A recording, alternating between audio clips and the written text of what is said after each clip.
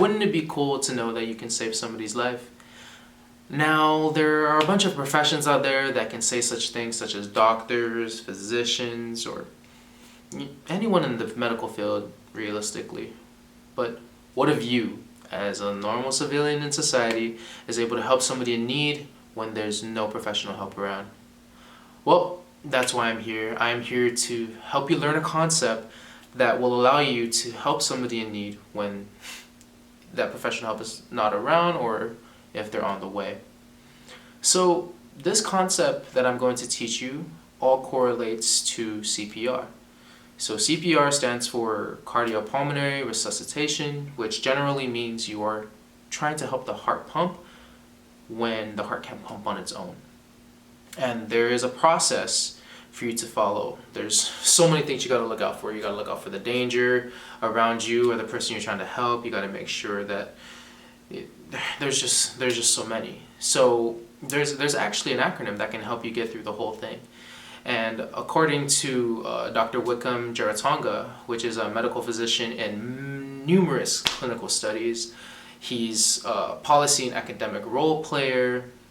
There's just so many titles that this guy has. He's stationed in London at one of the biggest medical facilities there. So he states that if you follow this acronym that I'm about to share with you, you can successfully complete the process of CPR while you're waiting for professional help to arrive. So this acronym is known as the doctor's ABCs. So you have D, R, S, then ABC. And it's great because it's straightforward, you won't miss a step, so it shouldn't be that hard. The first one that we're actually going to be talking about is D, which is danger. So generally, look for danger. See if your surrounding is safe, make sure there's nothing that's gonna impede on you helping the person. Make sure that you and the person that you're helping is in a safe zone. Alright? The second thing that we're gonna talk about is response. Check if the person is responsive. Tap them on the shoulder. Like you can be a little rough with it, because sometimes people won't feel it when they're unconscious. Tap them on the shoulder, be like, "Are you okay? Are you do you need help?" Of course, if they don't respond, the next thing you do, shout for help, which is what the S stands for in Doctor's ABC. Shout for help, try to get somebody to help you out, try to get somebody to call for professional help while you're helping the person that's in need. In the event that there's no one around, make the call on your own. It's unfortunate, the help has to wait because you have to make the phone call, but there's going to be situations like that, so just be prepared. So the next thing that you have to look for once you're going to start CPR is check the airway.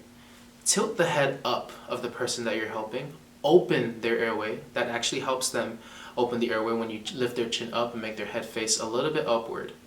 It has a clear opening for you to help them breathe.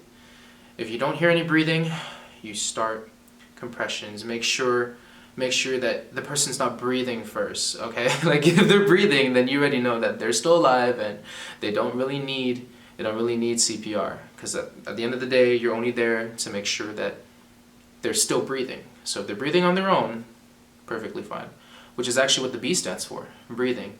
Look, listen, and feel if the person is breathing. If they are not, go to letter C, which stands for circulation. Help the body of the person circulate air, circulate the blood until professional help arrives. So, according to the American Red Cross Association, this process alone can help you successfully help somebody, and it gives you a better chance. It gives you a better chance to make something of yourself generally, With the American Red Cross, they actually promote this. They even help set guidelines such as the Good Samaritan Law to protect you from any time a person that you're helping tries to sue you for either breaking their sternum. The sternum is the middle portion of their chest. There's laws that do protect you. So just remember that. You're being a good Samaritan. That is literally what the law is titled, the Good Samaritan Law. Everything that you do is all for a good cause. So because you're helping the person, just know that you're doing so much good. Well, as soon as that help arrives, everything is in their hands. So I hope this helps. I really hope you learned something, and hopefully you may not have to go through this situation, but at least you know now a little bit of what you could do to help somebody in need. And that, I believe, is one of the greatest gifts that you can have, helping someone survive.